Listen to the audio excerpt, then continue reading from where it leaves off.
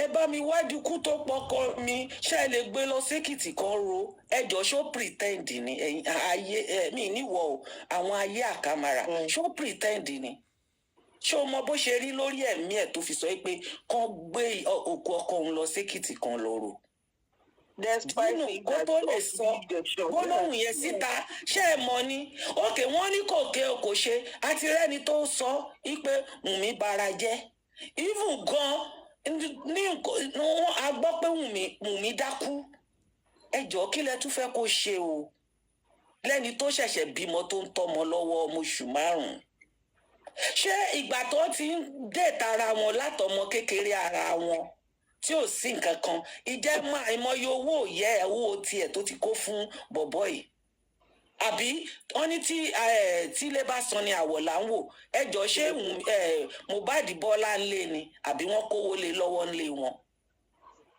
àwa náà ti ṣọmọdé rí náà mọ́ bá ṣe bẹ́ẹ̀ pu boyfriend and girlfriend tá à ń ṣe lọ́mọdé gbà yẹn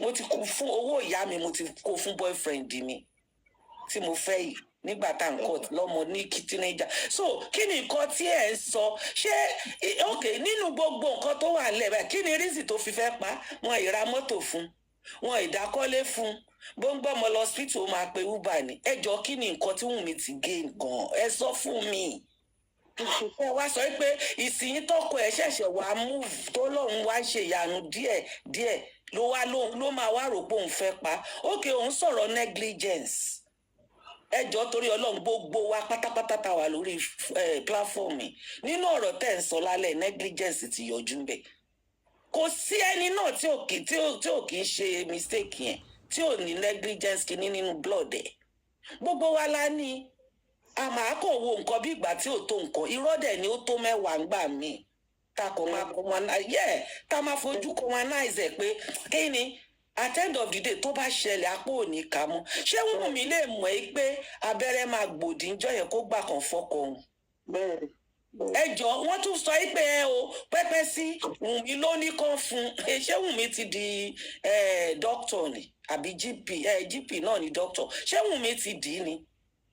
ẹ jọ ẹ sọ fún mi báwo ni Wùnmí ṣe máa ní òkè o eléyìí ní kẹfún òkè wọn ló sọ pé kán lọ rògùn kan wá sàlẹ̀ gbogbo ọ̀rọ̀ yìí ni mò ń cassette tí mo forí gbé ni wípé kán lọ rògùn wá sàlẹ̀. àwọn oníṣọkúsọ ló ń sọ. ṣé òun ni dókítà tó ṣé Wùnmí ti dẹni tó ń prescribe oògùn ni ẹ gbà mí o ẹ wò ó ṣe rí nílé ayé yìí ẹ jẹ́ ká máa ro tọlọ́run mi ò sọ pọ̀rọ̀ ẹ o mi ní kò dáa ó dáa bàjẹ́ ibi tó kọjú sí ẹ ọ̀tọ̀ níbi tó kọjú sí mi bẹ́ẹ̀ tí kọ́kọ́ tẹ́mi kàn fẹ́ mọ̀ ní pé mo kàn fẹ́ clarify àwọn kọ̀ọ̀kan fún ẹ láwọn point tí mi sọ síta ok màmá Mohbad bọ́ síta woman yẹn sọ ìwọ̀nba tó lè sọ ok wọ́n ní pẹ́pẹ́ sí ó fọmọ sílẹ̀ ó jẹ́ kẹ́ realize pé woman yìí ńgbà táwọn jà tán léhùn síta wọ́n gba ọmọ mẹ́tẹ̀ẹ̀ta ní owó òun ó ní òun fight láti gba the last one padà òun wá gbé fún ìyá òun àti bàbá òun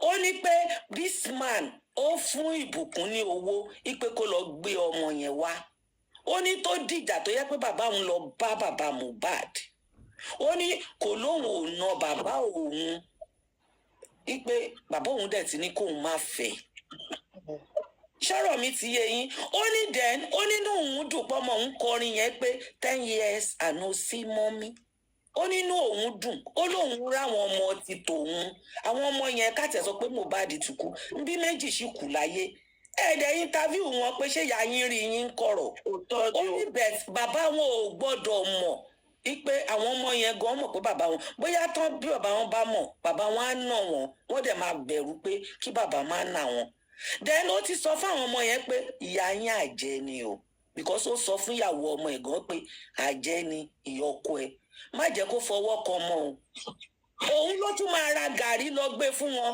nítorí pé kò fẹ́ kí Wùnmí gba oúnjẹ lọ́wọ́ ìyá Mohbad ẹ jọ̀ọ́ kí ni nǹkan tẹ́ fẹ́ sọ fún mi ẹ ṣàìmọ̀ pé apart from justice la béèrè ṣó yẹ kí bàbá gbé ọ̀rọ̀ ilé wọn síta bàbá ló gbọ́rọ̀ ilé síta ṣé Wùnmí ló gbé síta bí ìyá Mohbad bàbá ló gbé ọ̀rọ̀ ilé síta ok Ayọ̀bọ́lá my sister mo fẹ́ kó mú point eléyìí tí mo tẹ̀ fẹ́ sọ yìí ló kára bàtà jù.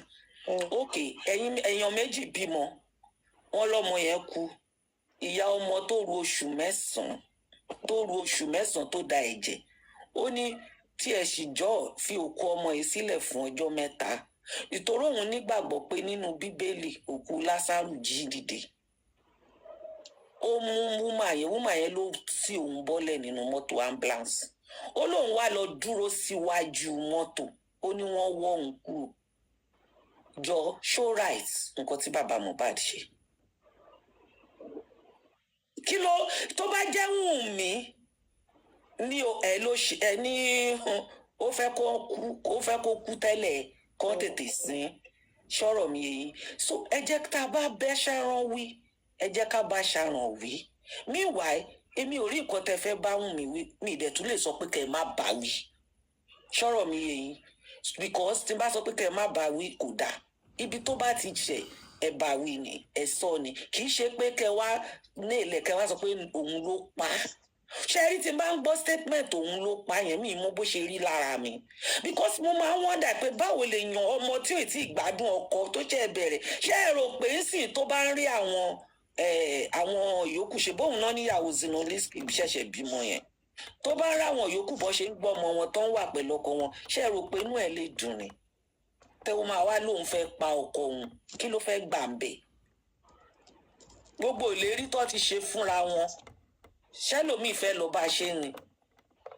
So ẹ jọ ṣe rí tẹ́ bá ń bínú sí Wunmi ọ tẹ́ bá ń ro nǹkan kan ẹ máa rò pó lẹ́jẹ̀ lọ́rùn ẹ dẹ̀ rò pó lẹ́lẹ́dàá kẹ́yìn náà dẹ̀ fi wò pé wẹ́ ìwọ̀nba lèèyàn blame èèyàn mọ́ Ọlọ́run dáríjì mi. Àmì kọ́lọ́n dáríjì gbogbo wa. Yes, kọ́lọ́n dáríjì mi náà ó gbọ́ mo ní kọ́lọ́n dáríjì mi. So ẹjọ́ torí Ọlọ́run mo fi Ọlọ́run bẹ̀ ọ́ Ayọ̀bọ́lá in as much tí mo like pé àwọn point kan wà tó sọ tí mo rí ọpọlọ ń bẹ̀ àwọn ọkọ̀ yìí tí ó wá sọ tí ò wúlò ló pọ̀ jù mí nítàn yẹn o need láti fi bínú I must be honest with you. Ibi tó ti wá rí sọ ibi tó ti wá jẹ lọ ní pé àwọn tó ń bi ẹ́ question iṣẹ́ ló yẹ kán gbéwọ̀ náà ní trabaye lọ sí other side. Àwọn òfin ṣe bẹ́ẹ̀ ni mà á kàn fẹ́ so bó ṣe jẹ́ nìyẹn ibi tí má ti bá ṣe ẹ̀ má bínú bẹ̀ tí mo gbọ́dọ̀ sọ bó ṣe rí. Rárá ṣẹ́rí Madam Gallant yeye ẹjọ́ ṣe mo ti dákẹ́ chef tí mo ti dákẹ́. No àwọn tí ẹ kọ́ Madam ẹjọ́ ẹ má bínú ṣe mọ̀ pé orúkọ mi náà pè so kíkan round up in fact ẹ má bínú torí yóò tẹ̀sí kọjá bedtime I just want to round up. Okay, but before you can you I won't go ma I won't go. Okay, all right.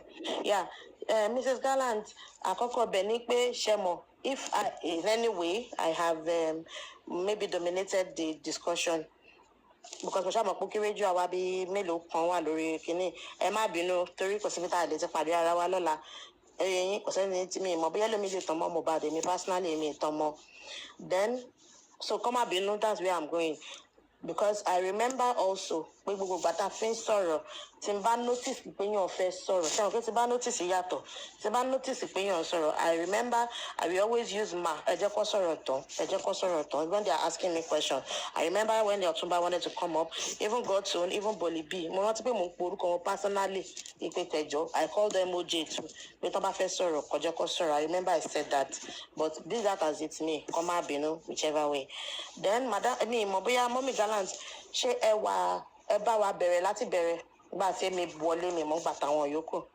Àwọn mi mọ̀ gbà tó wọlé. Okay, gbà tí mo kọ́kọ́ wọlé first thing tí mo kọ́kọ́ sọ mà mo ní èyí táwọn èèyàn sọ káàkiri pé Wunmi ló pa ọkọ ẹ̀ àbí ogun lọ́bẹ àbí nǹkan kan mo ní unless the autopsy bá jáde tó sọ anything otherwise bẹ́ẹ̀ anything related to that pé bọ̀ ní ìwọ̀n ìgbà tí o ti sí autopsy tó sọ bẹ́ẹ̀ èmi personally mo ní mi ò believe ẹ̀ èmi kàn later wá sọ pé but àwọn kùdìẹ̀ títí ẹ̀. Okay, Ayọ̀bọ́lá ẹ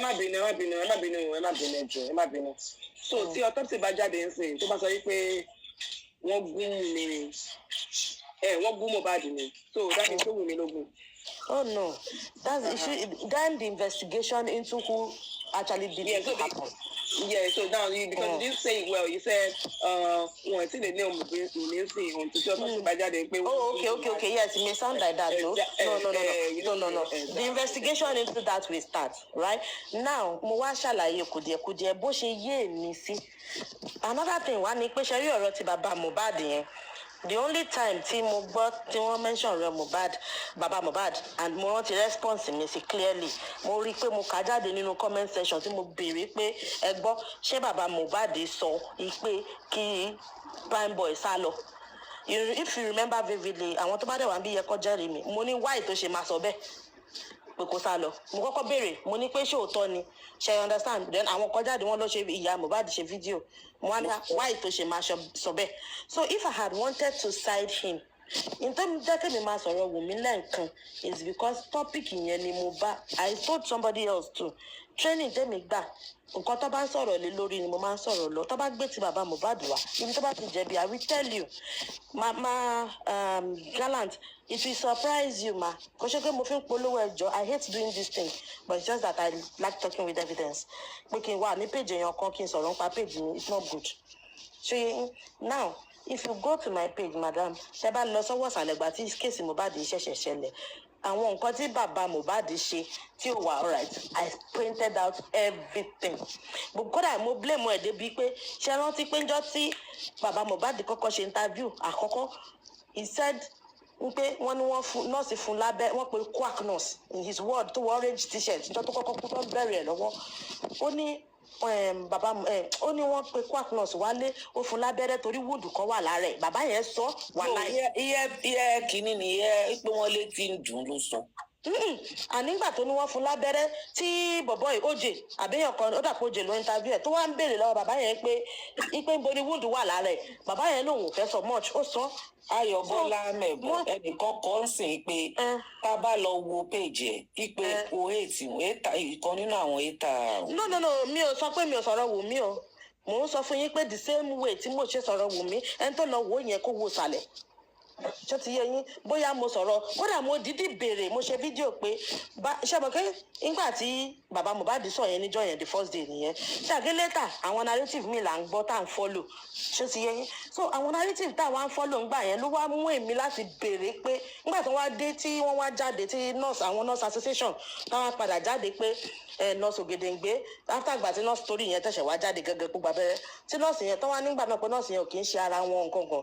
Ṣé mọ̀ pé mo ṣe fídíò jáde yìí pé I can give you the link mama ipe kí báwo wá ní bàbá Mohbad ṣe mọ̀ pé kwaki ní nọ́ọ̀sì yẹn tó fi sọ bẹ́ẹ̀ níbẹ̀rẹ̀ wípé àwọn association ò tiẹ̀ tí deny pé kwaki ni. Ṣé you understand? Èmi fúnra mi I did that video. Bọ̀bọ̀ onídàáda tọ́jọ́ sọ̀rọ̀ ipe ó ṣerun tó wà nínú mọ́tò gbàtàn ní Mohbad kú nǹkan kan tá à ń sọ pé kan wá jáde. It is one of my most trending video. Ìgbà yẹn ibì kan wà tí bàbá Mohbad ti dúró tó wà Ankara, ó dúró pẹ̀lú bọ̀bọ̀ yẹn. I sent it out again pé kí ni bọ̀bọ̀ yẹn ṣe pẹ̀lú bàbá Mohbad. I sent it out pé ṣé òun náà ló wà lọ́dọ̀ Ìyábọ̀. Ayọ̀ Bọ́lá sórí àní sọ̀rọ̀ jù débi tó ráwọ̀. Mo kàn ní kẹ́ má bínú, but my discussion today is because they were talking about Wunmi, nothing else. You coming to this platform today, mo believe pé. Back to sender, ẹjọ́ máa jẹ́ kí n dání ìlú mà. Ó dọ̀ ní sùúrù wà dáhùn.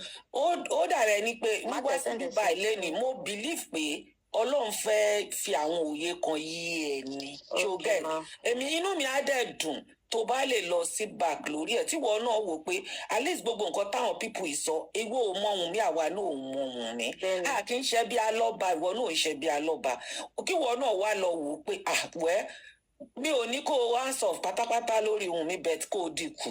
Sure, understand because tí n bá ní hands off pátápátá mò ń pàṣẹ fún ẹ̀ then kí èmi kọ́ ni mo máa change opinion ẹ̀ but gẹ́gẹ́ bí ọmọlúwàbí tí mo fi ipò jẹ́ because tó bá jẹ́ lómi látẹ̀kọ́ o lè ti kọ́kọ́ náwó èpè àbí àdúgbò so mo rí nǹkan yẹn mo ṣọ́ ẹ mo rí pé kò sí tó jọ so màá fẹ́ kó lọ jókòó kíwọ náà wò obìnrin ni ẹ́ inú mi dùn obìnrin ni mí èmi tó ń wo ìdábíamọ gidi ni mí ṣòye inú mi dẹ̀ máa ń dùn kì í ṣe pé bóyá anything justice for Mohbad là ń wá bẹ́ẹ̀ ti gbà tó dẹ̀ di pé wọ́n dágó ẹ̀ tí mo wá rí pé orí ìyàwó ẹ wá divert wa kúrò lórí ọ̀nà tá a tọ̀ ẹ wá gbé sórí ọmọ ẹ ló fi dàbẹ́ ní pé èmi rẹ́dì láti fight fún Wunmi kì í dá ṣe fight náà o òye tí ò bá yáwọn èèyàn la máa fi yé wọn a dẹ̀ act à ń sọ̀rọ̀ lórí nǹkan tá a gbọ́ ni thank God pé ìyá Mohbad ti bọ́ta àti gbọ́ títí ẹnu ẹ̀ sọ̀rọ̀ mi èyí dẹ́yìn ibi kan tó ti sọ pé Wunmi sọ̀rọ̀ kan ní kóòtù pé wọ́n fìbọn fọ́ lórí wọ́n fi kinní kan question tó bá béèrè èèyàn wọ́n ní ọ̀rọ̀ ló ń bá mo kó mo rò wá Yorùbá ò kì í ṣàdédé pòwe ọ̀rọ̀ ló ń bá mo kó mo rò wá question tó bí òun ló dáhùn òun ló lead sí ibi tó ti sọ̀rọ̀ tó fi sọ ọ̀rọ̀ tó níbọn sọ̀rọ̀ mi ti yé yín so ẹ jẹ́ ká máa wò ó pé mo jẹ́rìí ẹ tó bá tẹ̀ lọ jẹ́ ọ̀tá ẹ̀ ni wọ́n béèrè irú question ẹ̀ mo mọ̀ pé wàá nà wọ́n hands down ni because wàá bá wọn proof ẹ̀ so why imagine tí Wunmi náà dẹ̀ ṣàlàyé why táwa fẹ́ sọ pé ó ti sọ̀rọ̀ jù àbí ó ṣe sọ kò wọ́ tẹ kódà so nǹkan tẹ́mi fẹ́ ká máa rò nìyẹn ọmọ yìí ò ṣàdédé fẹ́ sọ̀rọ̀ bẹ̀tì nǹkan tó sọ ló fà á so Ọlọ́run á jẹ́ kó yeye gbogbo wa àní rẹrù ẹlẹ́rù ká fàtiwá dání. ẹ ṣeun màdàmú o ẹ ṣeun àgbàlagbà ní ẹ ṣeun mo appreciate ọ̀rọ̀ yín. o ṣe ìyá mi Ọlọ́run á kún ẹ lé. Ekale, everybody. Sister Bola. Sorry, I had to quickly come up when I heard the word negligence. And I will not say so much. I will just say my own personal story. In my family, we've got a family hospital. If we go to the hospital, we don't even pay. The estate pays for it. So if I tell you this story, you should know that there's no reason why we should not go to the hospital. Yes. Now, my husband is learned. Do you get? Very learned. But anytime maybe he has malaria or something when we're in Nigeria, and I tell him, oh, hi, you need to go to the hospital, this and that. My husband goes to the pharmacy. Sometimes I tell him that, okay, why don't you just use this medication? You know, of course, me, myself, I'm a bit learned, you know, with the medical stuff. Oh, why don't you use this medication? See, if they tell him in the pharmacy that, oh yeah, orange juice low, he will so believe them. The pharmacist, do you understand? He will use this thing and he will bring out the medication. I'll say, Mama, para, you get. Now, in the UK, one day I saw my husband dropping something in the water. He said he went to town center, maybe Asia or something. He said they are selling liver cleansing. I said, what happened to you that you are using liver cleanser? So I'm just trying to say that even every other thing that has happened to me has not gone to the GP. You are not paying for any medical disease. You are not paying. So why exactly are you not going? God forbid bad thing. You get. Are you going to say that it is my negligence? Are you getting my point? When everything is set, the person is landed, the person is, you get, Ọlọ́run jẹ́ kí èèyàn rí wàhálà. You know, people are talking like Mohbad is an imbecile. Mohbad is not an imbecile. Mohbad is not a minor.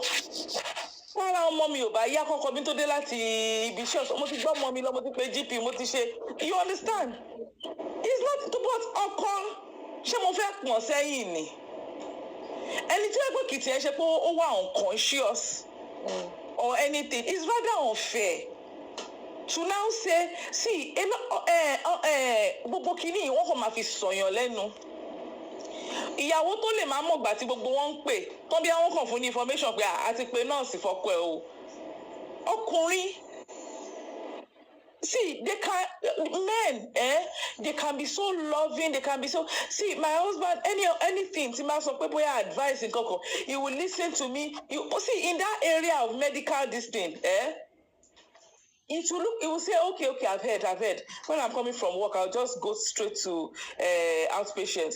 Irọ́ ni o, he will still branch at the pharmacy pack oríṣiríṣi. So you cannot blame the wife for negligence. Also báwo ló ṣe tọ́ Mohbad? Ṣé ní family àwọn Mohbad fúnra wọn? I'm talking about my husband that grew up in a good setting and a good family. Do you understand? That they always had the family doctor tó ń lò láti kékeré náà látúnṣe ń lò as a good hospital. I don't want to mention the hospital, everybody will know it in Lagos. Do you get? So what I'm saying is that how much more and jẹ́ pé láti growing up gan bí ilé alágbo bíi pé ẹ lọ ka oògùn lẹ́gbẹ̀ẹ́lé he has never even valued nǹkan tó ń pè ní hospital. It's like a waste of time and resources. Nǹkan tó wá exposed sí náà ni níbo ni Wunmi bímọ sí? Wunmi bímọ sí ilé alágbo pẹ̀lú tí ọkọ ẹ̀ ṣe jẹ́ the celebrity. Ó bímọ sí ilé alágbo. Do they know better? Ilé alágbo ló bímọ sí. So do they know better? They don't know better now. So even the nurse tó láwọn pè yẹn is like wọ́n ti ti wà ní the knowledge wọ́n ti ní knowledge seriously ni pé nurse ti wá tọ́jú ọkọ òun nílé ni. Ilé alágbo ni ìyàwó fún ara ẹ̀ bímọ sí. Ẹ wá ní ó yẹ kó pọ̀n, ṣé ó máa pọ̀n? A máa wọ lọ ni àbó máa ní kó bá wọn só lókùn kí wọ́n wọ lọ sí hospital bóyá ẹ bá mi ṣalábẹ́rẹ́ nídìí. You know, so when we are talking about negligence, we should know that if we are going to say if we are going to use the word negligence, you will talk to Mohbad that Mohbad has exhibited negligence, not Wunmi, because Mohbad is not a minor. That's just what I want to say. Thank you, ma'am. Thank you. This, can I respond or I wait for somebody else? If anybody has anything to say?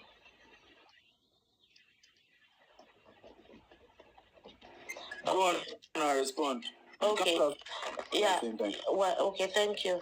You know, the reason why actually it seems as if I'm dominating this discussion is because, first of all, truth be said, I'm probably the only one on this panel right now that has been, on this side of the discussion. So probably everybody is, throwing questions at me and I need to answer them. Sure, you understand? Let me just speak the way I understand.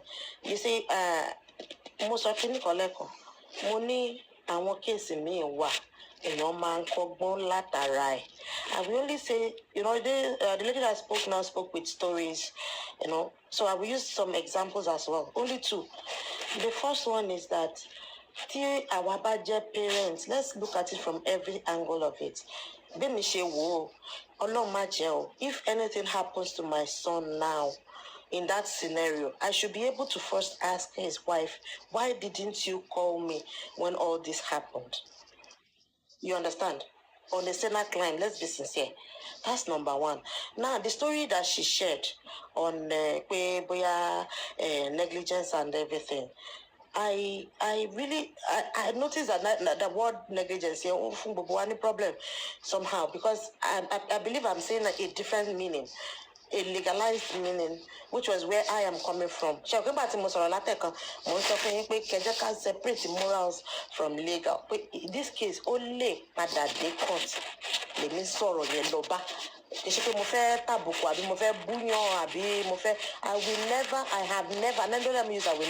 I have never, anywhere, any day, including today, said Wunmi killed her husband. Please. So nobody should put that in my mouth. I am matured enough, I am learned enough, and I am exposed enough, to know all these things. It is one, apart from the fact that it's going to be, it has legal implication for me to say that. I know that. I can even be held for saying that, right? Apart from that, I have not witnessed anything. I have not seen the proof. I'm only staying where there are excesses in which people should learn. If we are not letting people learn that thing is not excusable, it's not 100%, the right response to such a situation. If it happens again, death can happen at any time because of anything. So if somebody sees something, say something. You understand? Say something. It's always good to say something, because when you don't, it's not everything. Family tí ò bá like me, I will be more careful than family tó bá like me. And which I always ask questions. Ìgbà tọ́rọ̀ rí báyìí, kí ló dé tí ẹni yóò ṣe báyìí? Ìgbà tọ́rọ̀ rí báyìí, èmi ò side anybody nínú wọn, àti ìyá àti bàbá àti, in fact, èmi wà lára àwọn tó kọ́kọ́ sọ pé Mohbad had a very terrible life láti bẹ̀rẹ̀, because he never saw love. Kò rí látọ̀dọ̀ ìyá láti kékeré, kò rí látọ̀dọ̀ stepmother bó ṣe sọ fún wa. Ó ní bàbá tóun débì kan. At the end of the day, I think he was like, how old ni Mohbad tí bàbá máa share story tó ní òun padà ní kí Mohbad tó ní, no, ọ̀rẹ́ tó ní pé wọ́n padà ní kí Mohbad lọ gbalé. Ọ̀rẹ́ yẹn láti máa sọ pé wọ́n ti gba ní àmà náà lórí rí ní kékeré. I don't know if you people watch that video tó ní stepmother gbá lórí. Ṣé all those stories indicate that guy never saw love till he died. There's the part that they said he bullying, which is now becoming controversial. You right? There's the case of, at the end of the day, he died. I don't need pity really. Òun gan lè ní fault tiẹ̀, ẹ gbàgbé. Ṣé àgbẹ̀ mo sọ lẹ́ẹ̀kan, mo ló possible gan kó jẹ́ pé ìjà tó pé ó possible kó jẹ́ kó gbé jà gan lọ sọ́dọ̀ Naira Marley. Ṣé bẹ́ẹ̀ ni mo fi sọ? That's like a blame, ẹni tó bá gbọ́ dáadáa. So I'm not against Wunmi in any sense. As I said it earlier, Wunmi can as well be my daughter, and I will not wish this upon anybody. But my dear, I have witnessed enough court cases to know that age, right, and sentiment are not the way to go when you are thinking legally. I'm telling you the truth. Just how long, Leaka? 24 years old in Kano. Killed her husband, her boyfriend or husband. Maybe if you go to my, the story is there everywhere on internet, right? So all these things happen. So to Sherry Bobo got him on something, and I call Rowo. To bad put it take a step to Mokoko Solati Lehe. Sherry will story you on the fly. We go rather that when you also everybody is putting their own story. Opa, Ogunlobe, Oshekiniko, you worry. Nobody saw it. So I can't follow that. But at the same time, I think maybe the platform, I don't know. I just heard when they were talking about me, and that's the only reason I spoke about her today. Madam Ayobola, you said something about Wunmi telling the parents when Mohbad was on bed and he was in pain. Do you know there was one particular video that we saw that that recording that Mohbad was saying, "Hey, Wunmi, to back me will suffer. Kiniko, family." Did you know Mohbad made mention of something in that video? He said, "You are used to calling my mom and be feeding her stories about me." Yeah, somebody said it. So, do you think that can be the reason why Wunmi didn't call the parents? Or do you think Wunmi has never spoken to Mohbad about shaking pay mommy, shaking pay daddy, that kind of a thing? If that thing is that serious, and Adra was there too. I understand you now. I'm very sure nobody in that house. If everybody in that house is supporting Wunmi or is covering Wunmi for something, Adura will never take side with Wunmi over his brother. That's 100%. Because that guy do virtually everything for that boy. That's just the facts. And for I understand now, but call my mom and tell her stuff about me. That girl can be like, okay, should I call mom? And Mohbad will say, no, don't call them, don't tell them, I'll be fine. It's still part of it. All right. Trying to borrow that again. Yeah, I understand you. That's okay. That's okay. We have had the part of Wunmi and everything. Okay, that I think maybe conversation is over on that because I don't see anyone asking questions about that on the platform again. But to Baba Mohbad now, with everything you have been hearing about Baba Mohbad, with everything you have been hearing about Baba Mohbad, or you've never heard anything about him? I've had lots. Do you think that man is doing right or something? So doing right? Because the father should take you after the son or something. Okay, now do I think he's doing anything right? Yeah, is he doing Yeah. anything right in all this? Oh, no, of course. You see, Baba Mohbad's case is a very long one. And I think there's somebody, Emma Bino, Queen Ola, she's saying so that I can answer it together. She's saying she has been saying something about Baba Mohbad. Can you tap it now so that I just take it now? All right. Now, my uncle Baba Mohbad, you see, from the start, when I mean from the start, I mean from if the bullying happened. He's the father, he's the man, and I want to believe that he should have acted differently as opposed to what the mother did. Torí ìyá rẹ̀ náà ṣáà sọ pé òun náà gbọ́. So àwọn méjèèjì tó gbọ́ yẹn, ẹni tó jọ́kùnrin tó jẹ́ bàbá lé, tó jẹ́ dáódù lé, I believe he should have acted more than that. That's number one. Number two, you see, the day I heard that statement, it was a phone call, right? That Queen Ola, please put the question now. Let me answer it together. Hey, uncle, that video, that phone call, I think it was through a phone call that Baba Mohbad had said that òun fi pé àjùlọ ni Naira Marley fi hàn ọmọ òun. Ṣé you understand? Now, that kò sí ojú téèyàn lè fi wò, that statement is defensive. Ṣé you understand? It's defensive. Your son is dead. People are fighting for him. Even if you cannot stand up to fight, the least you should have done was keep quiet. That very day, Timu first interview, any interview, sorry, not the first. Don't sorry, nipa property. In my mind, the first thing that crossed my mind is that, should this be now? That was the first thing that crossed my mind. Should it be now? And I also agree with the person that said, Baba Mohbad, look be your property jade.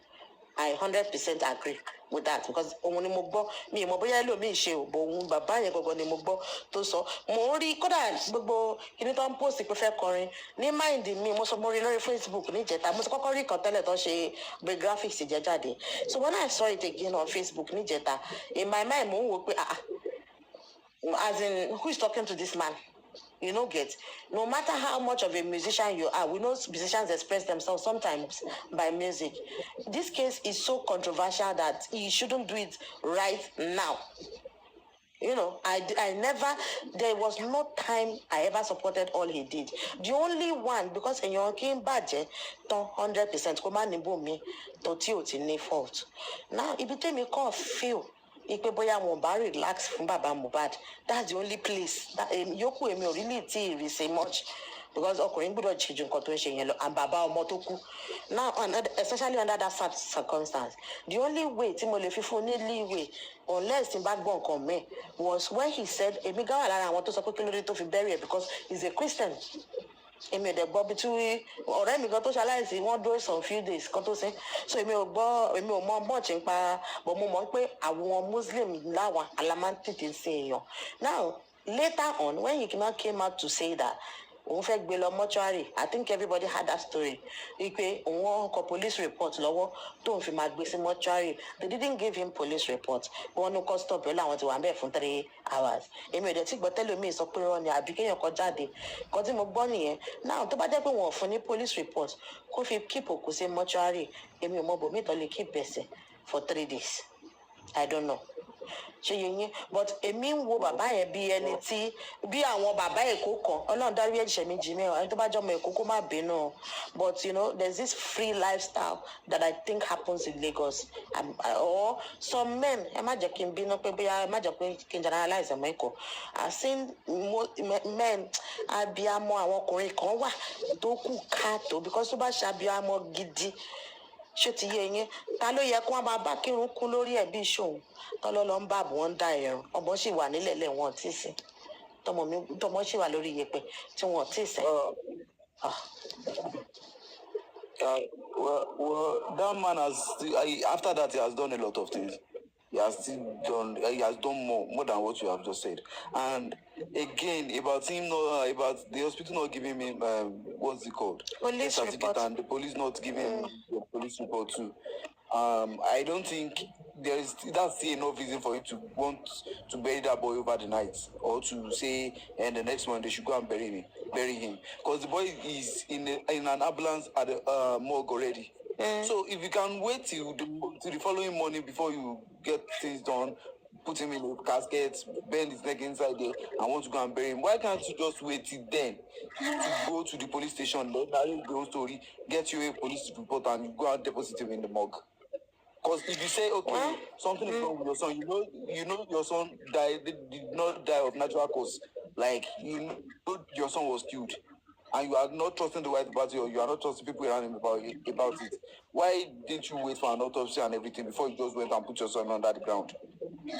Yes, now, and afterwards, after 9 days that they exhumed the body, they took the body to now go and bury your son. You are telling us no, you don't want to bury him. You want the case to be over before you bury him. Is it making any sense at all? And the day your son died, you as a grieving father that you said your son died, you went into the house, you were looking for chain. How will you be? What are you looking for his chain for? For what? You be coming to say for his neck chain. He was looking for his necklace. Chain on well, was okay. Olóhùn dókè òun ò rọ́mọ níbẹ̀ òun rí spot ẹ̀jẹ̀ lórí bed bó ṣe rí spot ẹ̀jẹ̀ òun ò tún bá chain ẹ̀ nínú ilé. What are you telling us that for? What do you need the chain for? Sherry, èmi ò tiẹ̀ dá èmi ò jiyàn pé bàbá Mohbad is after materials and properties and all of that. Mi ò tiẹ̀ ń bá anybody jiyàn. I never, in fact, kò tiẹ̀ ṣẹlẹ̀ rí. You can't even see it anywhere near me, whether my post or my discussion with anybody. I have never. There's nowhere you will find me hailing Baba Mohbad for anything. You understand? Nowhere in this world or that you can find me hailing him for anything, because I totally do not agree with his actions before and after his death. You understand? Before and after. So in Yatabaka continue. Anything analysis for now, the only one that she's on here is that me more Shagamoni me more Boshele Shoku, to back basic mortuary Shagabo to Paris. Me more Boshele Shoku, more than Monkwe. Òkú ò easy àti gbà sí mọ́ṣúárì ṣẹ́rí ibi tí mistake yẹn ti wá òkú ti mọ́ṣúárì òkú yẹn tí wọ́n bá gbé kúrò níbi tí first hospital yẹn tó fún tó certify her dead, or no, not let me say certify, that mentioned him as dead, because me bóyá àwọn yẹn fún wọn ní death certificate. Ṣé ti understand? Probably maybe then they would have been able to take him into the mortuary. Now they went for a second opinion that they didn't even accept him. They already pronounced him kó ti kú kó tó gbé wá àwọn yẹn ló ti stiff ó ti ṣe kinní kan. Ṣé ti understand? And then taking him home. Right? Taking him home. Maybe, I'm still saying maybe, if that first hospital had the right to give him, or if they, not all hospital, not the mortuary, hospital may want you in the mortuary, to be sincere. Hospital may want you in the mortuary. So, the mortuary issue, police report issue, if it is true, unless if it is true that they didn't get a police report, emi o mo bi tí wọ́n bá gbé òkú yẹn sí fún 3 days. Torí mi mọ̀ kan tó máa ṣẹlẹ̀ sókú tó bá wà nílẹ̀ lásán for 3 days. Lè gbé sílẹ̀ fún 3 days ma. Lè gbé sílẹ̀ fún 3 days. If they want to get a police report, maybe alẹ́ ni gbogbo nǹkan tá a sọ pé wọ́n gbé lọ sí hospital alákọ̀ọ́kọ́ ẹlẹ́kejì. If they wait till the next morning, one Morgue will definitely accept that guy. Tábà padà lọ sí. But ẹ jọ̀ọ́ má bínú, kí ni reason gangan tí wọ́n ṣe fún bàbá yẹn ní police report? Kí ni reason? Tí wọ́n náà ti ń kọ́. I think they said they were writing it pé wọ́n ọ̀dẹ̀ fún wọn ní better story pé wọ́n sọ pé kí ló ṣẹlẹ̀ pé àwọn ọmọ circumstances tó surround ikú bọ̀bọ̀ ẹ̀ tó ṣẹlẹ̀ sópin ẹ̀ pé káwọn olè fún wọn ní police report, that kind of a thing. And if they have waited till the next morning tó yẹ kí bàbá yẹn lóòótọ́ ó fẹ́ dúró kò fẹ́ kánjú sí bọ́ yẹn ó lè dúró dàrọ̀ ọjọ́ kejì òkú ò lè ti bàjẹ́ láàárọ̀ ọjọ́ kejì náà. Èmi ò tiẹ̀ mọ̀ nǹkan tó lọ ń kọrin fún. Ṣẹ́tẹ̀rí bọ̀dá mi gọ́tò èmi ò tiẹ̀ mọ̀ ṣẹ́tẹ̀rí èyí tí ò make sense sí mi rárá is the song. Well, it doesn't make any sense to me in any way, if to me he's definitely putting his music career. Ó fi kú ọmọ ẹ̀ try láti put music career. Ṣé mọ̀ ó ti àti pé apart from that ó tún yàtọ̀ sá tó bá jẹ́ pé ọmọ bàbá ló kú tọmọ ń kọrin fún bàbá is still even different than kí bàbá wá kú. I mean, Komoku, Kibaba, I don't know. It's somehow to me. But Ayobola, Okuma 3 days. Okuma 3 days. Even okay. Do you know that even with local, olden days, right? Buried how, ma? In the hospital? No, not even hospital. The local way. local way. Like they don't even have to inject or take anything out of the thigh or whatever. They don't even have to do that. They just put the salt and block the ears. If it go back and everything could be blocked. For them, they will lie the person there 2 days, 3 days. I mean, our family don't they like to do and everything, don't touch the preparation and all of that. What you want, babe? We've seen so many cases like that now. Even 4 days, we have seen it. Yeah, local embalming, 4 days. Don't want babe. Don't because of the embalming already in local way. Right? So there's instances like that. It happens. Well, honestly, so everybody. I don't remove anybody. That was why Darosha was telling the father that they should keep calm and then try to do autopsy for the guy. And then Darosha said it in his words, saying that he actually embalmed the guy because when his father died, that was what he did to the father. So they embalmed the father. Yeah, he said so. So they said they embalmed the father for people to come in and everything. So that was how he actually had the knowledge or probably had the idea of doing that. That was local embalming. It doesn't even have anything to do with any evidence or anything because there was no injection passed through or taken out. You know, it was just blocking of the air flow and everything. That was the only thing that they did local embalming. So it's possible. People do that for 3 days. Even in villages, we know that like they don't take anybody to mortuary. You know, mortuary is expensive now. So mortuary is even a modern thing. So they take it. They put them in the house. So they try to talk about the burial ceremony, blah blah blah. 3 days, 4 days, and then they bury the person. Yeah, they do that. You know, this thing that you are saying made me remember something. You know, I the whole of my life I've only visited the mortuary once, and you know the view of mortuary that I had, you know, were those of the video that they will remove them from freezer, you know, from films. So that was what I thought mortuary actually looked like, until I went to this Lautech one. I think, but that the funny thing is that we were in Oshobo. The person that died in Oshobo, and they called the mortuary Lautech mortuary actually, and we went there. Right from the doorstep, immediately you enter, open the door, right on the floors, you know, by the left side, right hand side, there were corpses. My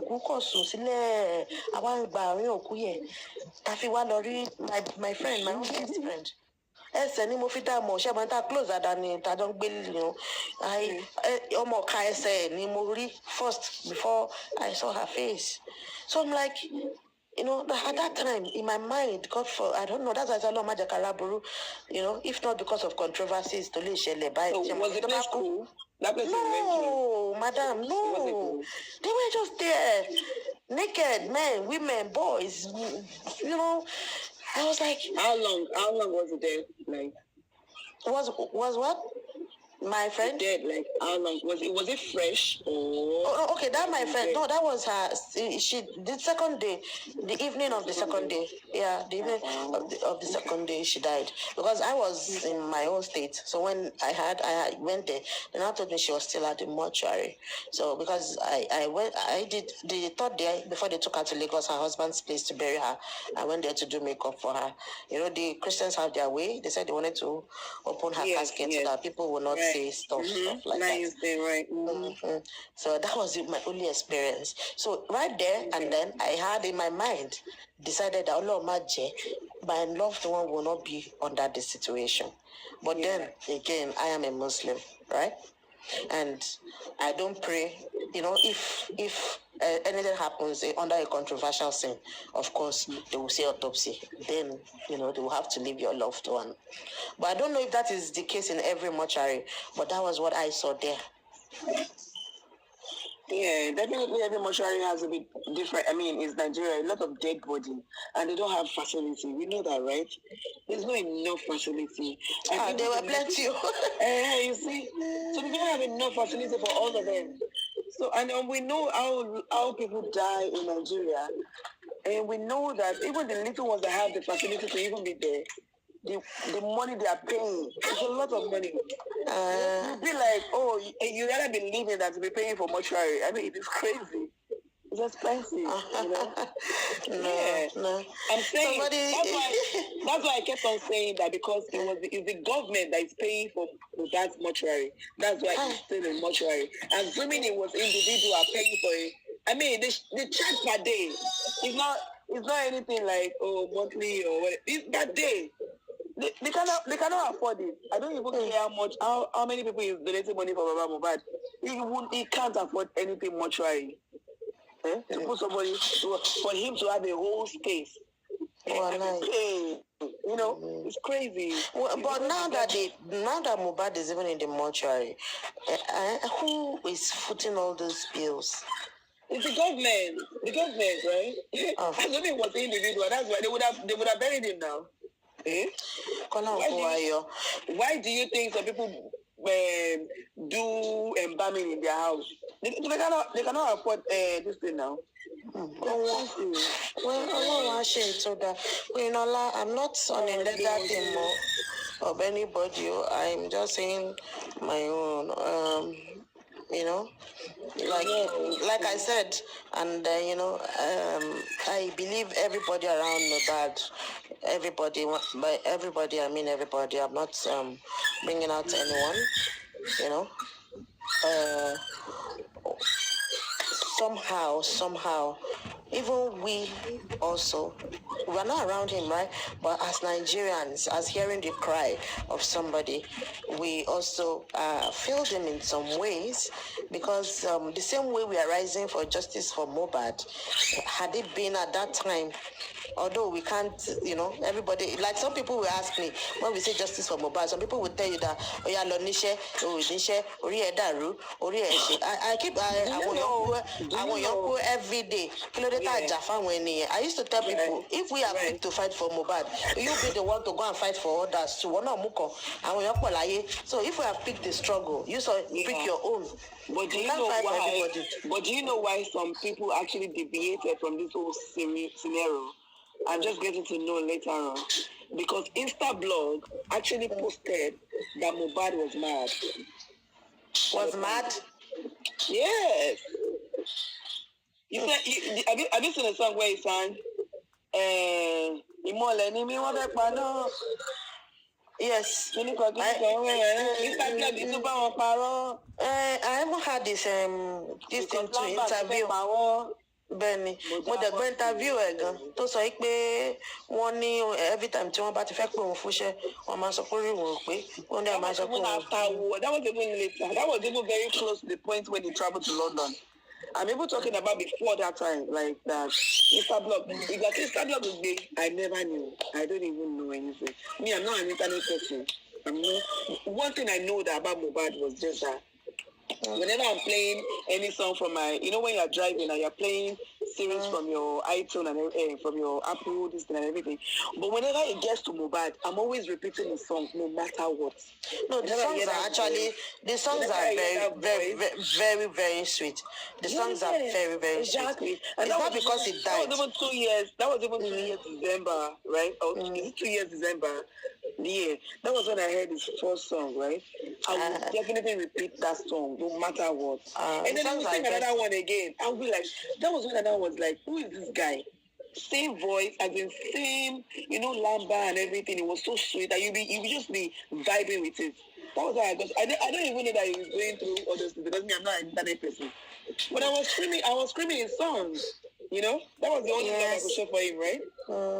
Yeah, now, Bolly B, somebody is asking me a lot of questions in the comment section. Number 6 is Johnny Muri. But the answer number 7, and then number 6 where Baba Mohbad is a suspect or an accomplice. Madam, I can't say. Why I can't say? I can only analyze his actions. I cannot label him.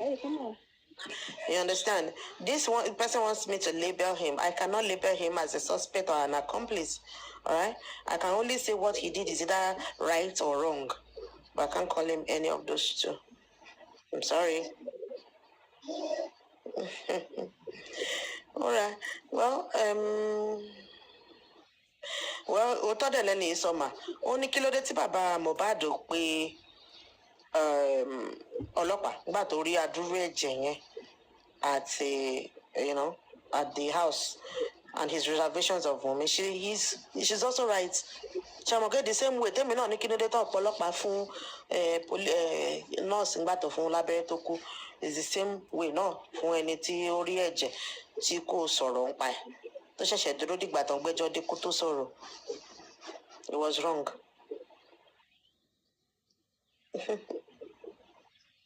Bàbá mi ṣe rí sí nìyẹn o. Ọlọ́run á fi ìṣọ́ ìṣọ́ gbogbo wa pẹ̀lú ògo Ọlọ́run ò ní pé wà ní irú àwọn ìpè burúkú báyìí. Ọmọ wa ò dẹ̀ ní fall into this kind of situation whether as ìyàwó or as ẹni tí nǹkan ṣe mọ̀ kò sí tó rọrùn. Èmi gan ò ní gbàdúrà ẹ̀ fún ọmọ ọlọ́mọ. Ẹni tó dẹ̀ wà ń bẹ̀ náà k'Ọlọ́run ọba kó bá wa kó yọ, but we need to be careful and we need to give, advice when it's necessary, and we need to bring loopholes when we see them, unless say fear. And we also need to think if it was in our shoes, if we were dead. Oh, of course. Yeah. Which is why Sharikini or Mohbad, you were complex like me. Judge from one side. Just like Moman Sokini Konigba election ma. Téèyàn bá fẹ́ wà fear. Okay, mo fẹ́ jọmọ Nàìjíríà gidi. You cannot afford to be either APC, PDP or a Labour Party, because tó bá ti mention kó wà ní one side, you understand? It means that anybody the party yẹn bá produce, you would want to vote for them. You need to look at okay, ṣé APC ló ní ẹni tí mo fẹ́ kó jẹ president, ṣé PDP ló ní ẹni tí mo fẹ́ kó jẹ governor tó lè ṣiṣẹ́ dáadáa. You get? So it's the same thing with this situation. You can't afford to be behind anybody, especially in a case where we don't have all the facts. Yeah, you understand. But then, yeah, I feel in my own sense like it's very, very glaring because at first we don't really know what actually happened to this guy, and then when they now start talking about a nurse keep coming in and giving him injection, I mean that says it all. Like he actually reacted to the injections. That was what happened. The nurse said so. Yeah. So because he actually because every one of them was saying, oh, he was actually fine before this nurse actually injected something. I mean, she was actually cooking for the fifth. And then so many people, a lot of people, I don't know if you're here. When I give birth, I celebrated my baby's birth from 0 to 12. Every month I do it. Because so many illiterate people will be like, I mean, that's what young people do nowadays, right? You take pictures of 1 month, you take pictures of 2 months, you take pictures of 3 months. It's whatever you want to take that picture almost every time. Exactly. No, but when it comes to that month, it's special, right? So you have your probably the number sign of month and everything. You take them pictures. So people even go to studio every month. It depends on how you have money, how you want to celebrate it. It depends. When my baby was 6 months, I did a half cake, as in cake to celebrate it. So they are celebrating 6 months. Celebration almost 1 year. You don't come up with 1 year, but to celebrate. Ẹ̀fìyẹ́lẹ̀ nǹkan tẹ́mi ò kàn fẹ́ ṣe mọ̀ ideally bí bọ́yọ̀mọ̀ yẹn ṣe ń wà ní orí internet too much with all these controversies. I really want her. I would prefer that she guides him more than. Guide what more? That's a bit. That's out there. She can put it out however she wants. Yeah, wọn lè gba internet kíní ẹ lọ́wọ́ ẹ̀. The baby is already out there. Of course not. Nígbà tí ò gbé ojú ọmọ yẹn síta, wọ́n lọ crop ojú ẹ̀, wọ́n edit ẹ̀, wọ́n fi jọ ti Sam Larry. Nígbà tó wá rí pé ọmọ yẹn ti ìyẹn ń post ẹ̀ often and often. Tó ti jọba bẹ́ẹ̀ kó ti rí. Everybody, most of these people are now saying, don't put it out there, because wọ́n rí pé àwọn ò lè rí edit mọ́. Tẹ bá gbé jáde lẹ́nu, ìyá ìgbà tí dáàdì ẹ̀ wà ní live, picture ọmọ yẹn ò pọ̀ níta. Right, because that is now ẹyọ kan ṣoṣo tó wà fortunate láti ní wọ́n wá edit sí Sam Larry. So now that people wá lẹ́ni tó jẹ́ kó mọ̀ pé ẹ gbé picture ọmọ yìí síta, wọ́n wá gbé picture ọmọ yẹn síta. That is where they could not do wọn ọmọ kọ́tọ́ máa sọ mọ́. Ó ti yá wọ́n ti lọ gbójú ẹ̀fẹ́ gbẹ Elégùṣì. Wọ́n ṣe is not paining them each time tí wọ́n bá rí ojú ọmọ yẹn conscience ń pa wọ́n. conscience kankan náà wọn á ní ẹgbẹ́ wọlé and two they have nothing to say than ó dàbí pé bàbá ẹ̀ kù lẹ̀ ojoojúmọ́ ló ń mójú bàbá ẹ̀ so wọn nǹkan tó máa sọ they look like a liar to so many people so telling her not to put her baby picture out there is like we are depriving her from her own right. Exactly. She can do anything. That's her baby. She can do anything with her baby. No, that's my baby. Controversy for but ẹni tí wọ́n kò gbé síta láti fi jẹ́ wọ́n ti máa sọ pé kinní kan. Ìgbà tí mo bímọ mi yẹ ìgbà tí mo bímọ mi mo máa wò pé ta ló mọ èyí ta ló jọ ta ló mọ èyí jọ mo máa wò pé ta ló lè jọ lójú jọ bàbá rẹ̀ àbíjọ I don't even know who you resemble mo ní kárọ̀ gbà tó dẹ̀ ń dàgbà gbọ́dọ̀ bẹ̀rẹ̀ sí jọ yẹn kan. You understand? That's how babies are. And that boy is just 8, I mean 9 months. I mean, 1 year. Bọ́lí bí regardless ọmọ yẹn ò bá ìjọba bẹ́ẹ̀ ò bá má jọba bẹ́ẹ̀ èmi sì sọ sẹ́ for the mere fact that kí bàbá yẹn tó kúrò láyé ó pe ọmọ yẹn ní ọmọ ẹ̀.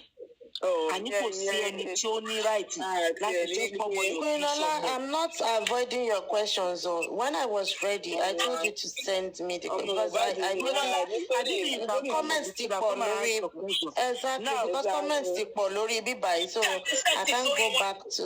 Mo fẹ́ kí Ayọ̀bọ́lá mo fẹ́ kí ẹ gbọ́ ẹ̀kọ́ tí Bukky Jesse sọ ṣe mọ̀ pé ẹ sọ pé ẹsọ kankan sí ẹni láìkí kéèyàn choose ibì kan èèyàn ṣe mo máa fi láìkẹ gbọ́ tẹ́ bá fẹ́ kí n pause máa pause mo fẹ́ kẹ́ gbọ́ kó tí Bukky Jesse sọ sọ̀rọ̀ ẹ̀ mo fẹ́ kẹ́ sọ̀rọ̀ nípa ẹ̀.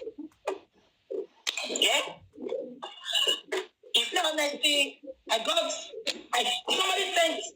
Okay, grandma, yá kí n forward it. Bẹ́ẹ̀ kí n kílẹ̀ nù. Àti wọ̀nyí sì bó ti kọ́ bá mi send ẹ̀ ṣé ń gbọ́ mi. Ẹni kọ́kọ́ send ẹ̀ sí mi ṣé ń gbọ́ mi. Wọ́n sọ pé wọ́n send ẹ̀tìmọ̀ lẹ́tà yẹn tó sọ pé ọkọ láti Fọlànà Chambers. Ẹ máa gbọ́ mo fẹ́ ka lẹ́tà yẹn fún yín. Ẹ wá bá mi wò pé in Falana's years of service. Am I communicating? In Falana's years of service, it is a disgrace that he can put such disgusting, irritating letter up for the commissioner of police. Falana, do you think the commissioner of police is daft? Do you think so? They are asking you what killed Mohbad. You are putting letter up. Can you love and like? If you're not loving and liking, it seems I'm boring you. And I go up. I have a lot to do. I have a lot. I want to pray. If you're not loving and liking, that means you're not interested. And I'll go up. Please. It doesn't cost you anything. Contact from Mama Shani. I'm not asking you for money. I'm not asking you to share. Sharing is your choice. I'm not going to force you to do that. But what I want you to do is just to love and like. Honestly, if there's a button I can press to love and like myself, I will do it without asking anybody. Mo hate kí máa impose nǹkan sórí yàn, mo dẹ̀ hate kí máa bẹ̀bẹ̀ fún nǹkan. Ẹni tó bá bí Ọlọ́run kí ń bẹ̀ nìyàn. I said please love and like, but you continue not to love and like. So, but I'm just telling you pé tí péjì tán bá flag tó bá lọ, I'm not coming out again. I'm not coming out. Yeah. Now, mo ń dúró de lẹ́tà yẹn. Ọmọ tí ń gbé lẹ́tà yẹn kiri iṣẹ́ ń gbọ́ mi. I told you pé mi ò lọ kiri because tó bá lọ kiri ìgbà yẹn ló máa rí ìkó iṣẹ́ ń gbọ́ mi. Èèyàn kan wá send letter yẹn sínú inbox mi. Iṣẹ́ ń gbọ́ mi. Please, if you are watching me, send me the stupid letter Falana put up. Tó sọ fún commissioner pé ká má sọ̀rọ̀ mọ́ ká má bọ̀ mi. Ẹ bá mi gbé síta. Ṣé nǹkan tí mo sọ yẹn? Gbàtọ́ wá send information yẹn. Iṣẹ́ ń gbọ́ mi. Mo wò báyìí mo ní sórí bàbá ìgboro ni mo ní ṣé ó dèjì tí affect wọn ni ṣọ́ọ̀tì ní dementia ni kí ni gbogbo nọ́ọ̀sẹ̀sì tó ń kọ yìí ṣojú wọn fọ́ ni tó sọ pé àbúlé wọn mi ṣáwọn ò rí bí àwọn tó ń gbèjà wọn mi tó ṣe ń ṣépè tó ń búlì àwa náà ni is he blind to that? Why is he putting this stupid letter? Ṣé ẹ gbọ́ mi? Money, why is he putting up this letter? Money, why is he putting it up? He's calling on the commissioner of police to stop us from bullying women. This same man, when he now put demented. Money ṣé dementia ti setting sórí wọn ni. Ṣé wọn ò rí ibi tí please tell me that ẹ bá mi send second one yẹn. See, only condition rẹ tún post náà tó sọ pé mò ń bú Fálànà ẹ bá mi post ẹ please ẹ bá mi send ẹ. Money even if he's demented, ṣé kò lè béèrè lọ́wọ́ àwọn èèyàn ni pé kí ló ṣẹlẹ̀ gangan tá ìpójú tí wọ́n fọ́ wọ́n ti ń lògùn tán ò rí wọn. And let me just tell you for free now. Ṣé gbogbo Fálànà tẹ̀ ń pè yẹn? Ṣé gbogbo Fálànà tẹ̀ ń pè yẹn? Báwo ló ṣe máa ń sọ òyìnbó yẹn lọ? It's overrated. Fálànà, if the document is not genuine, Showore will not post it. So don't tell me it is not genuine. Fatima Abubakar, don't put any link here. If you put any link here again, I'll block you. So if that, I thought it was not genuine, but immediately Showore posted it, I knew it was genuine. Because if I genuine, Showore will be posted. Showore posted it. It was on Showore's wall. So I want you to prove it to me now if it is not genuine. Showore posted it.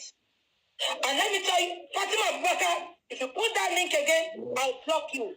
I'm telling you for the last time, if you put it again, I'll block you. This is the second time. If you put that link again, I'll block you. But you must be linked to them here. They are flagging. I'm not going to repeat myself. They are flagging love and life. Love and life, please. If they flag this show, I'm not coming out again. Yes, because I have a lot of information to give you. Facebook, love and life. About 30 flag me because I can't see any.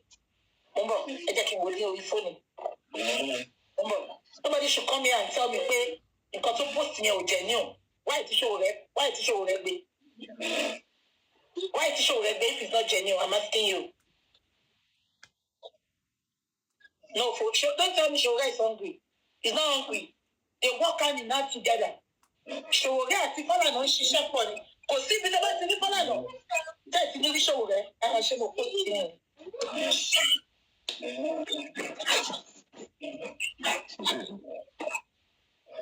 Kò sí ibi tó bá ti rí Fálànà. Tẹ́ẹ̀ ní rí Showore. Mo máa tó débẹ̀ o. So don't tell me, okay, I'm on, thank you. So don't tell me it is fake. Yeah? Now, okay, you're saying it, that's fine. Ìgbà tí Showore, ìgbà tó put up this here, yeah? Exactly. Outfit to discredit us, to call us a bully. Bully for asking you a question. You want to work by Mohbad 72 hours, 36 hours, 24 hours before Mohbad died. If it was in a civilized country, it was already number 1 point suspect. Because according to all the videos we are seeing online, the video says, and I quote. So, ṣé Wunmi ni prime suspect lóòótọ́ mo fẹ́ béèrè lọ́wọ́ yín? Ayọ̀bọ́lá. You know, I won't even call her a suspect. All right? I mean, because her being a suspect is too harsh. Right? Is too harsh. You need to be careful about the terminologies that you use. But then, if you are going to say it in a general term, okay, gbogbo àwọn tó surround it, I won't say Wunmi, gbogbo àwọn tó surround it at those 72 hours should definitely be their first line of questioning. You understand? And the reason why they would question them is that what actually happened, and when they give you the first-hand information about what happened. All right? So to get information, they could be questioned, right? And of course, tí wọ́n bá jalè níbì kan, ṣé mo pé wọ́n máa ń lẹ́ni tó bá ní nǹkan lára ẹ̀ máa mọ́, I guess. So at the initial stage, everybody should be treated with caution. Everybody. Yeah. Can I say something, please? I was told that, yeah, you can say something after me. I was told that they've already questioned everybody in the house. And I want to believe that, what is it called? Our police won't ponu. To bá question wọn tó dẹ̀ jẹ́ kí wọ́n máa lọ́lé, wọ́n rí báwọn ò rí tangible something tó lè jẹ́ káwọn tì mọ́lé. tó lè jẹ́ káwọn tí wọ́n mọ́lé tábà dẹ̀ sọ̀rọ̀ 72 hours yẹn ok mo tún gbọ́ pé even Cubana priest ibi tó ti lọ kọrin wọ́n ti question wọ́n ti pè wọ́n wọlé so if they are not holding Wunmi down I don't know why people are saying that Wunmi should be held down if Adura they are not holding Adura down I don't know why people are expecting them to hold Wunmi down if gbogbo àwọn yòókù yẹn and if police is actually holding nurse prime boy down tí wọn sí láàárín the within 72 hours ṣàfẹ́ sọ pé wọn mọṣẹ́ wọn níṣẹ́ ni. iṣẹ́ ló máa bá débẹ̀. ok ẹ jẹ́ kí ẹ dàpẹ́ nìkan fẹ́ sọ̀rọ̀ ok tó fẹ́ sọ̀rọ̀ yẹn kó sọ̀rọ̀ ok tó máa ti sọ̀rọ̀ yẹn máa sọ̀kọ̀ tẹ̀ sọ̀rọ̀ bí ẹni yẹn ti receive call. oh ok No, no, I'm here. I'm here. Okay.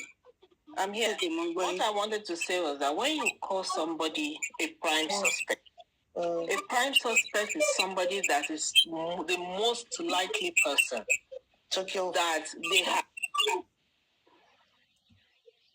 Is it that network or receiving call? iṣẹ́ tẹ̀lé ti prime suspect yẹn yẹn lè pé Wunmi ní prime suspect. Before you call somebody, can you hear me now again? Okay, yes, you're back. Okay.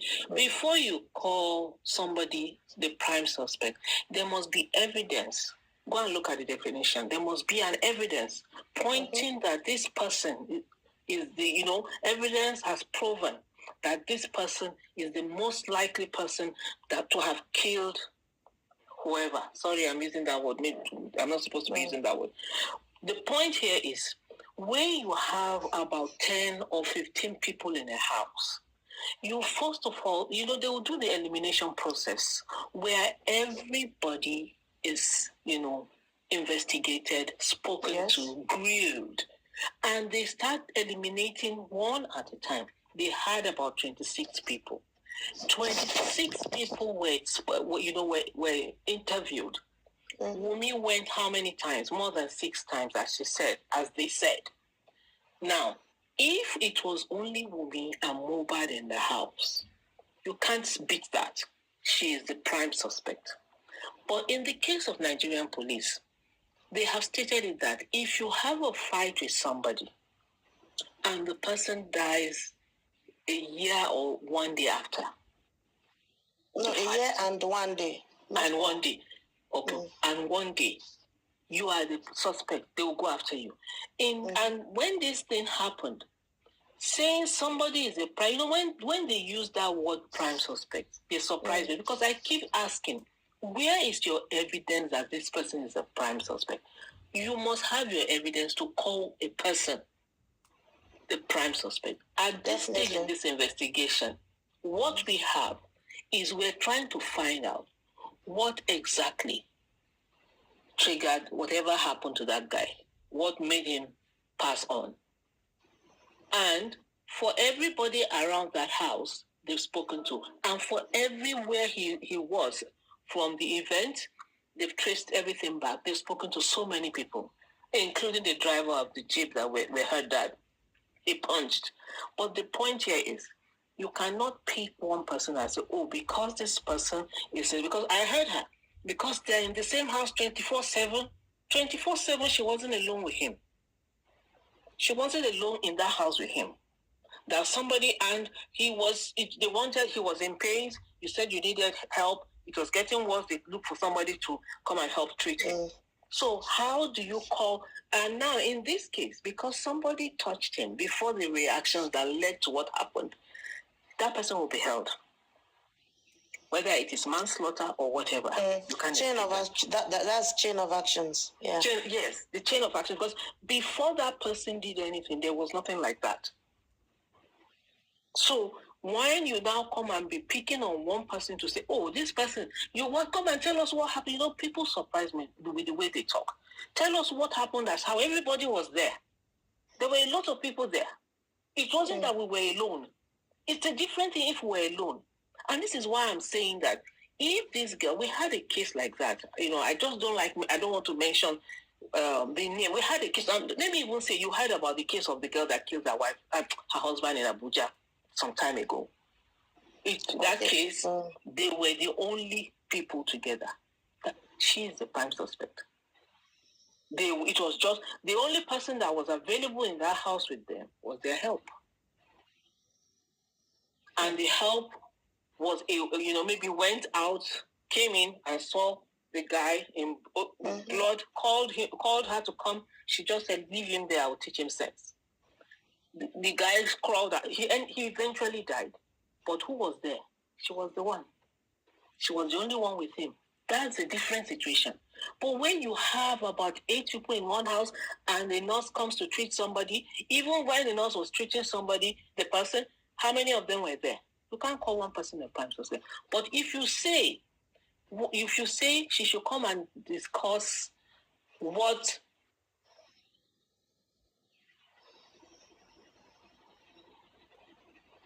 network. Okay, my play can hear you.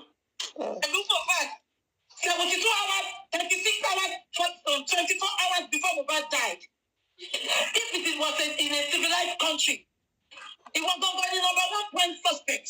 Because according to all the videos we have seen online, some people just use some words. One man loro, one more mini or town. One can go prime suspect. Prime suspect. They are using it, and you are coming live. You are a speaker.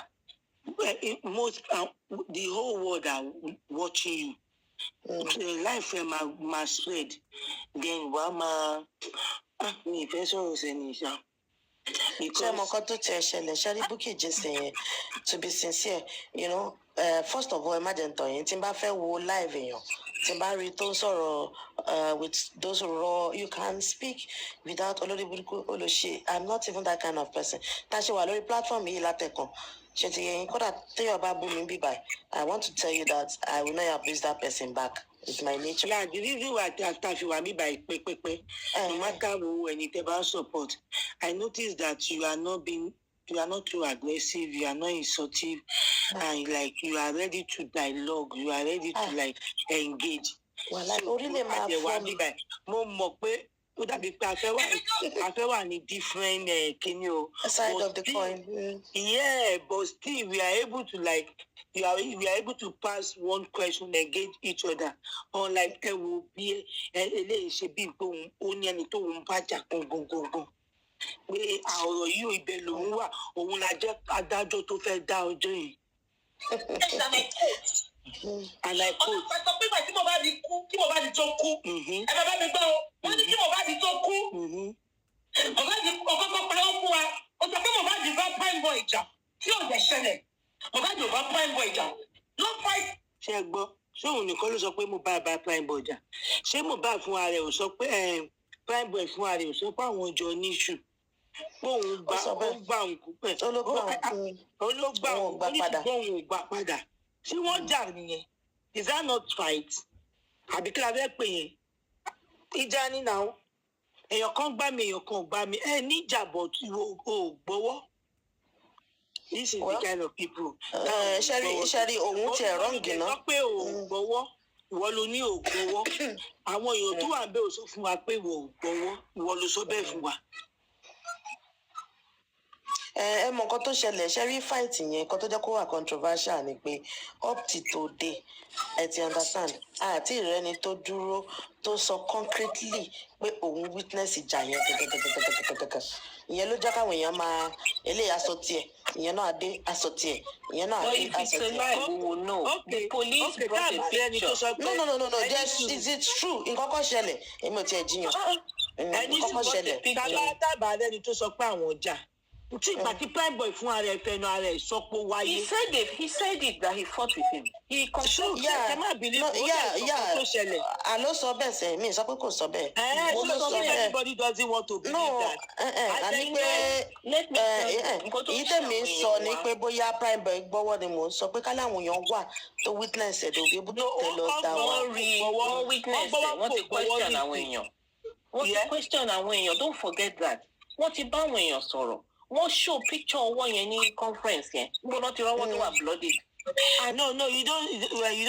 Ọwọ́ tí wọ́n show ní conference wà bloody o. Ọwọ́ yẹn gangan lọ show. Ọwọ́ tí gbogbo wa ń rí iná lọ show. Are you sure? Yes, ma. I screenshot it. I watched it over and over. And the car, I watched it. Okay, Now- the point is, okay, let's even assume that was the hand that they showed. They saw it, he confessed to it. He confessed to that he didn't hit him. That he hit him, he didn't respond. Kini? ẹ wo mo ṣẹ́rí mọ́mì ẹ̀ mọ̀ kan ni tí bá tún sọ̀rọ̀ ń sìn ọ̀rọ̀ mi lè má rí bákan ṣẹ́rí èmi máa sọ kinní kan ṣẹ́rí altercation and fight have 2 minutes ṣe ti understand issue ṣẹlẹ̀ you know a fight you can't fight with yourself you get you have to be fighting with somebody when it's called fight most at times you know fighting within yourself you know those ones that we are talking about one spiritual fight psychological fight I'm talking about the physical fight that we know you understand now it has to be physical and it has to be engaging.